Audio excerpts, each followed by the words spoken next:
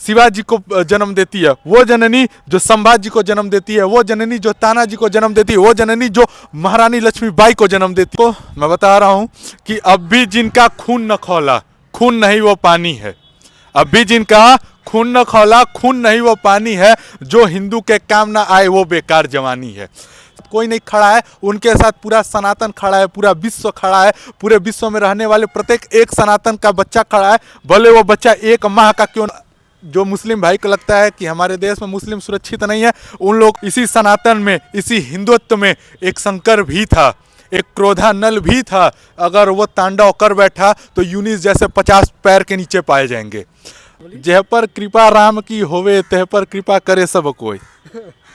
कृष्ण की शांति को देख रहा है, वो राम के मर्यादा को देख रहा है। कि और रही बात यूनिस को, तो यूनिस को मैं आपके चैनल के माध्यम से ये कहना चाह रहा हूँ कि बेटा कितना भी रहे, बाप बाप होता है। विश्व के हिंदू भैया आप लोगों के साथ हैं, जो भी मेरी माता। मित्रों नमस्कार, उमा जी कहिन में आप सभी का स्वागत है। और आज मेरे साथ हैं कट्टर हिंदूवादी अतुल राय, विद्यार्थी परिषद से जुड़े हैं, जो उनका संगठन है गोरखपुर में काम करता है और अन्य जगहों पे भी काम करता है। हम इनसे आज बांग्लादेश के मुद्दे पे चर्चा करेंगे। मेरा पहला सवाल ये रहेगा कि बांग्लादेश में जो हिंदुओं का उत्पीड़न हो रहा है उस पर क्या कहेंगे? देखिए भैया, सबसे पहले तो आपके चैनल को के सभी दर्शकों को मैं अतुल राय प्रणाम करता हूँ। अब रही बात बांग्लादेश में जो उत्पीड़न हमारे हिंदू भाइयों को हो रहा है, मैं इस चीज़ को लेकर के बहुत जो है अंदर से खेद महसूस कर रहा हूँ, ठीक। लेकिन वहाँ बैठे सभी हिंदू भाइयों को मैं एक चीज़ कह रहा हूँ, पूरे विश्व के हिंदू भैया आप लोगों के साथ हैं।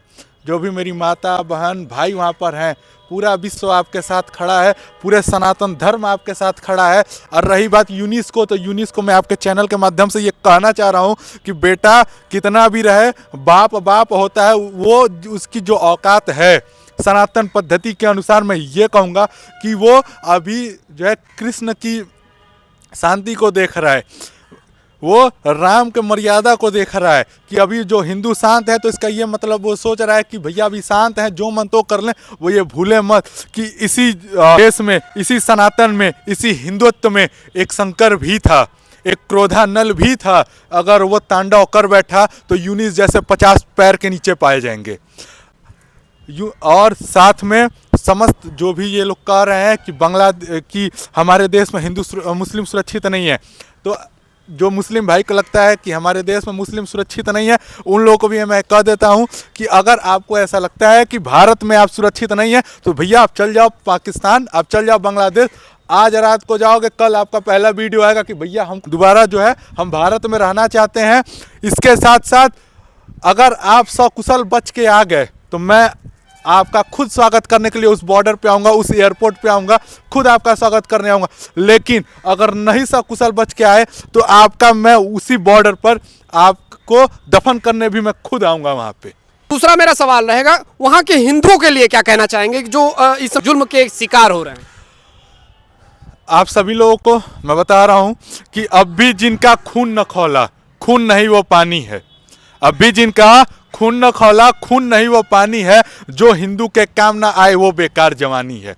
सभी सनातन भाइयों से अनुरोध करूंगा कि खड़े हों, साथ हैं, बांग्लादेश गूंज करे। जो हमारे बांग्लादेश भाई जो आज असहाय स्थिति में है, ये सोच रहे हैं कि उनके साथ कोई नहीं खड़ा है, उनके साथ पूरा सनातन खड़ा है, पूरा विश्व खड़ा है। पूरे विश्व में रहने वाले प्रत्येक एक सनातन का बच्चा खड़ा है, भले वो बच्चा एक माह का क्यों ना हो। उस बच्चे के अंदर उस जननी का खून है, जो जननी शिवाजी को जन्म देती है, वो जननी जो संभाजी को जन्म देती है, वो जननी जो तानाजी को जन्म देती है, वो जननी जो महारानी लक्ष्मीबाई को जन्म देती है, वो जननी जो अहिल्याबाई होलकर को जन्म देती है।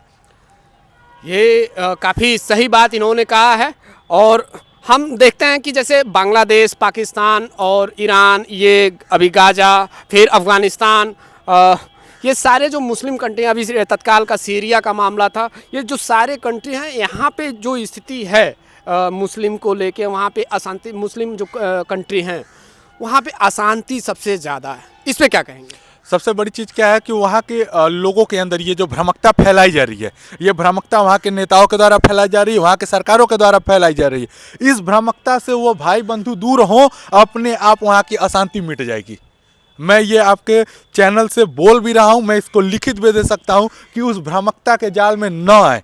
ठीक, अगर आपको ऐसा लगता है कि आपका देश अशांत है, आपका देश जो है वो उस पद्धति में जा चुका है जिस पद्धति में उसको नहीं होना चाहिए, आप अपने देश को स्वेच्छा से भारत को दे दें, अपने देश को स्वेच्छा से हिंदुओं को दे दें, हम लोग आपके देश को चला लेंगे। अच्छा, ये जो अभी दिक्कतें आ रही हैं, क्या इसके पीछे कहीं शिक्षा का मतलब स्तर गिरा हुआ है, उन लोगों की सोच गिरी हुई है, इस पे क्या कहेंगे? शिक्षा की भ्रामकता सबसे बड़ी चीज़ है। ठीक, शिक्षा प्रणाली तो दुरुस्त है, वहाँ पर उसमें भ्रामकता पैदा की जा रही है। वो भ्रामकता हमारे जो है कुरानों के नाम से भ्रामकता दी जा रही है कि कुरान में ये लिखा हुआ है, ग्रंथ के नाम से दी जा रही है। जिन लोगों को इस बारे में जानकारी नहीं है वो लोग ये कहते हैं कि कुरान में ये लिखा है, ये होगा ये होगा, आप इतनों को मारो उतनों को मारो। भैया ऐसा कुछ नहीं है। ठीक है, आपको अशिक्षित किया जा रहा है, आप जो हैं वही हैं। जैसे मैं एक हिंदू हूँ, मैं एक सनातनी हूँ, इसका मुझे परिचय देने का मैं कोई मोहताज नहीं हूँ कि मैं हिंदू हूँ तो मैं अपने साथ लिख के चलूँगा कि मैं हिंदू हूँ। मैं गर्व से कहता हूँ कि मैं हिंदू हूँ। मैं उस धरा पे जन्म लिया हूँ जिस धरा पर जो है महाराणा प्रताप ने जन्म लिया है। मैं उस धरा पे जन्म लिया हूँ जिस धरा पे बाबा विश्वनाथ की नगरी है। मैं उस धरा का हूँ जहाँ पर मर्यादा पुरुषोत्तम श्री राम का जन्म होता है। मैं उस धरा से हूँ जहाँ पर लाडले सबके चहेते माताओं के हृदय प्रिय श्री कृष्ण का जन्म होता है। मैं ऐसे धर्म में जन्म लेने के लिए और विश्व के सबसे प्राचीन धर्म में जन्म लेने के लिए अपने आप को बहुत जो है धन्यवाद करता हूँ। मैं अपनी जननी को धन्यवाद करता हूँ, मैं अपने इस धरा को धन्यवाद करता हूँ कि मुझे ये अवसर मिला कि मैं इस धरा पे जन्म लिया हूँ। और बार बार जब भी जन्म हो मैं अपने देवी देवताओं से यही मनाऊंगा 33 करोड़ बार बार इसी धर्म, इसी धरा, इसी जहां में ही जन्म मिले। अच्छा, आपने इंडोनेशिया का नाम सुना होगा और इज़राइल का भी है। इज़राइल अपने नागरिक चाहे वो हिंदू हो, मुस्लिम हो, सिख हो, ईसाई हो, उनकी पूरी सुरक्षा को लेके पूरा मतलब हर कदम उठाने के लिए तैयार है। उसका उदाहरण भी वर्तमान समय में देख रहे हैं। आप इंडोनेशिया देख रहे हैं कि वो मुस्लिम कंट्री है, लेकिन सबसे ज़्यादा हिंदू देवी देवताओं की मूर्ति और मंदिर सबसे ज़्यादा वहाँ के नोटों पे हिंदू देवी देवताओं के फ़ोटो हैं। इस पे क्या कहना चाहते हैं? जैसे भैया इसके बारे में आपको बता दूं, वो ये मानते हैं कि मैं राम की वंशावली हूँ।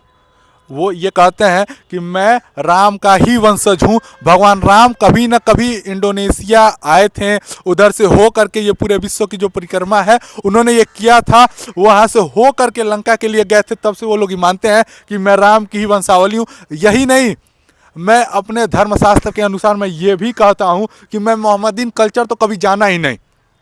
रामायण के बाद शूर्पणखा कहाँ गई नहीं पता।